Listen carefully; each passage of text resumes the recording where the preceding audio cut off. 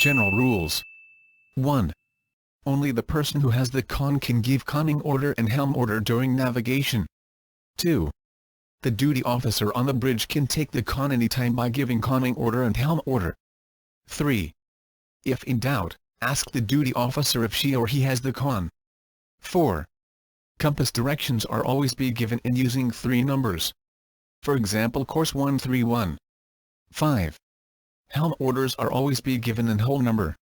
For example, starboard 10. Order sequence. Order.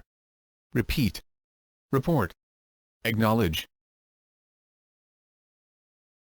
Steer 160. Steer 160.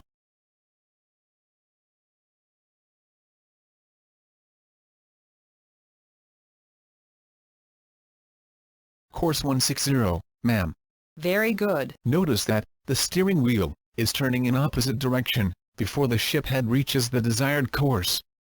That is Helm's main skill. But there are instances, the conning officer give counter helm order if determined that the ships turn faster. By giving the helm order, amidships, followed by the opposite direction of the ship's head. How much rudder angle you will give will depend on how fast the ship turn.